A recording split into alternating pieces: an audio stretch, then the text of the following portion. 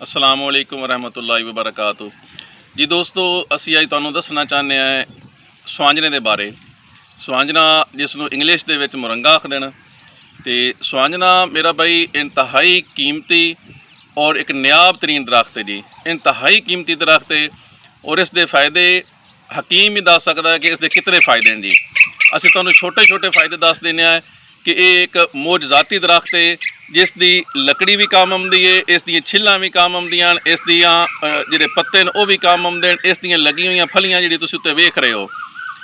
यानी कि इस मरतबा जिहड़ा मौसम है वो बड़ा ज़बरदस्त रहा है, सर्दी कम पई है, इस वजह तो इस साल जिहड़ा ना साडे कोल 3-4 साल तो मुरंगा चल रहा है, लेकिन इस साल इस उत्ते फसल जिहड़ी फल है ना वो बहुत ज़्यादा हो गया। मैं तुहानूं दिखा रहा जी, ये तुसीं देख रहे हो गुच्छे इसदे, यानी कि आ देखदे पए जी ਇਹ ਜਿਹੜੀ ਫਲੀਆਂ ਇਸ ਦੇ ਵਿੱਚ ਹੁਣ ਅੱਗੇ ਇਸ ਦਾ ਬੀਜ ਤਿਆਰ ਹੋਏਗਾ ਔਰ ਇਸ ਬੀਜ ਤੋਂ ਅੱਗੇ ਫਿਰ ਪੌਦਾ ਦੁਬਾਰਾ ਵੀ ਕਾਸ਼ਤ ਹੋ ਸਕਦਾ। ਇਸ ਦੀ ਕਲਮਾਂ ਵੀ ਲੱਗ ਜਾਂਦੀਆਂ ਔਰ ਇਸ ਬੀਜ ਤੋਂ ਤੁਸੀਂ ਦੁਬਾਰਾ ਪੌਦੇ ਵੀ ਲਗਾ ਸਕਦੇ ਹੋ। ਔਰ ਸਭ ਤੋਂ ਮਜ਼ੇ ਵਾਲੀ ਗੱਲ ਹੈ ਕਿ ਇਸ ਦਾ ਇੰਤਹਾਈ ਟੇਸਟੀ ਜ਼ਬਰਦਸਤ ਕਿਸਮ ਦਾ ਅਚਾਰ ਵੀ ਪਾਉਂਦਾ ਹੈ।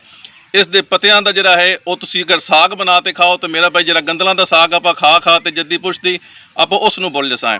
ਇੱਕ ਇੰਤਹਾਈ ਕੀਮਤੀ ਚੀਜ਼ ਹੈ। ਔਰ ਮੈਂ ਇੱਕ ਤਹਿਕੀਕ ਪੜ੍ਹੀ ਹੈ कि ਜਿਹੜੇ ਸਪੇਸ ਤੇ ਲੋਕ ਭੇਜਦੇ ਨੇ ਨਾ ਸੈਟਲਾਈਟ ਦੇ ਜਿਹੜਾ ਲੋਕ ਅਸਮਾਨਾਂ ਤੇ ਸਮਝ ਲਓ ਪੰਜਾਬੀ ਜ਼ਬਾਨ ਜਿਹੜਾ ਅਸਮਾਨਾਂ ਤੇ ਲੋਕ ਜਾਂਦੇ ਨੇ ਉਹਨਾਂ ਦੀ ਜਿਹੜੀ ਖੁਰਾਕ ਹੁੰਦੀ ਹੈ ਉਹ ਕੀ ਚੀਜ਼ ਹੁੰਦੀ ਹੈ। ਯਾਨੀ ਕਿ ਇਹ ਵਾਹਿਦ ਐਸਾ ਦਰਖਤ ਹੈ, ਰਿਸਰਚ ਕੀਤੀ ਗਈ ਕਿ ਉਹਨਾਂ ਨੂੰ ਕਿਹੜੀ ਖੁਰਾਕ ਦਿੱਤੀ ਜਾਵੇ, ਲੇਕਿਨ ਕੋਈ ਵੀ ਐਸੀ ਖੁਰਾਕ ਨਹੀਂ ਆਈ ਕਿ ਜਿਸ ਦੇ ਵਿੱਚ ਹਰ ਚੀਜ਼ ਮੌਜੂਦ ਹੋਵੇ ਜਿਹੜੀ ਇਨਸਾਨ ਦੀ ਜ਼ਰੂਰਤ ਹੈ, ਸਿਵਾਏ ਇੱਕ ਦਰਖਤ ਦੇ ਕਿ ਉਹ ਦਰਖਤ ਆ ਮੁਰਿੰਗਾ ਯਾਨੀ ਕਿ ਸਵਾਂਜਣੇ ਦੇ ਪੱਤਿਆਂ ਦੇ ਉਹਨਾਂ ਨੇ ਰਿਸਰਚ ਕੀਤੀ। ਉਸ ਦੀ ਲਿਬਰਟੀ ਦੇ ਵਿੱਚ ਰਿਸਰਚ ਕੀਤੀ। ਰਿਸਰਚ ਤੋਂ ਇਹ ਸਾਬਿਤ ਹੋਇਆ ਕਿ ਅਗਰ ਉਹਨਾਂ ਬੰਦਿਆਂ ਨੂੰ ਅਸੀਂ ਸਵਾਂਜਣੇ ਦੇ ਪੱਤੇ ਜਿਹਨੇ ਨੇ ਬਰੀਕ ਕਰਦੇ ਪਾਊਡਰ ਸ਼ੇਪ ਦੇ ਵਿੱਚ ਅਗਰ ਉਹ ਖਾ ਲੈਣ ਉਸ ਦੇ ਛੋਟੇ ਕੈਪਸੂਲ ਦੀ ਸ਼ਕਲ ਦੇ ਵਿੱਚ, ਤਾਂ ਉਹਨਾਂ ਦੇ ਜਿਹੜੇ ਇਨਸਾਨ ਦੇ ਜਿਸਮ ਹੈ ਉਹਦੀ ਜਿਤਨੀ ਜ਼ਰੂਰੀਆਤ ਹਨ ਉਹ ਸਾਰੀਆਂ ਇਹ ਇੱਕ ਦਰਖਤ ਪੂਰੀਆਂ ਕਰ ਸਕਦਾ ਹੈ। ਉਸ ਤੋਂ ਬਾਅਦ ਸਿਰਫ ਫਕਤ ਪਾਣੀ ਦੀ ਜ਼ਰੂਰਤ ਹੁੰਦੀ ਹੈ। ਲੇਕਿਨ ਸਾਡੇ ਕੋਲ ਮੇਰਾ ਭਾਈ ਅਲਮੀਆ ਹੈ ਕਿ ਸਾਡੇ ਕੋਲ ਇਹਨਾਂ ਚੀਜ਼ਾਂ ਦੀ ਬਿਲਕੁਲ ਕਦਰ ਹੀ ਕਾਈ ਨਹੀਂ। ਸਾਡੇ ਕੋਲ ਰੁਲਦੇ ਪੈਣ, ਅਸੀਂ ਤੁਹਾਡੇ ਕੋਲ ਕਿਹੜੀ ਲੋਕ ਇੱਥੇ ਰੁਲਦੇ ਪੈਣ, ਕਿਸੇ ਨੂੰ ਕੋਈ ਕਦਰ ਨਹੀਂ ਹੈ। ਇਹਦੇ ਪੱਤੇ ਸੁੰਡੀਆਂ ਖਾ ਜਾਂਦੀਆਂ, ਲੋਕਾਂ ਨੂੰ ਸ਼ੌਕ ਹੀ ਕੋਈ ਨਹੀਂ ਕਿ ਇੱਥੇ ਪੱਤੇ ਤੋੜਨ, ਇਹਦੀ ਚਾਹ ਬਣਾਉਣ, ਬੜਾ ਜ਼ਬਰਦਸਤ ਕਿਸਮ ਦੀ ਟੇਸਟੀ ਕਾਹਵਾ ਬਣਦਾ ਇਸ ਦਾ। ਲੇਕਿਨ ਫਲੀਆਂ ਖੜੋਤੀਆਂ ਪੂਰੇ ਚੱਕ ਦੇ ਵਿੱਚੋਂ। ਮੇਰੇ ਕੋਲ ਕਿਸੇ ਬੰਦੇ ਨੇ ਪੁੱਛਿਆ ਯਾਰ ਇਹਦੀ ਫਲੀਆਂ ਅਸੀਂ ਤੋੜ ਲਈ, ਅਸੀਂ ਅਚਾਰ ਪਾਉਣਾ ਹੈ, ਜਾਂ ਕਿਸੇ ਬੰਦੇ ਨੇ ਮੇਰੇ ਕੋਲ ਚੱਕ ਕੇ ਨਹੀਂ ਪੁੱਛਿਆ ਕਿ ਯਾਰ ਅਸੀਂ ਇਹਦੇ ਪੱਤੇ ਤੋੜ ਲਈ, ਅਸੀਂ ਸਾਗ ਬਣਾਉਣਾ ਹੈ।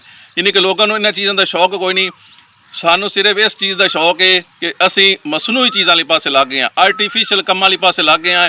ਇਹ ਪੱਤੇ ਸਾਨੂੰ ਮੇਰਾ ਭਾਈ ਮਾਰਕੀਟ ਦੇ ਵਿੱਚ ਪੈਕ ਕਰਤੇ ਪਾਊਡਰ ਸ਼ਕਲ ਦੇ ਵਿੱਚ ਸੋਹਣੇ ਤਰੀਕੇ ਨਾਲ ਪੈਕਿੰਗ ਕਰਤੇ ਉੱਤੇ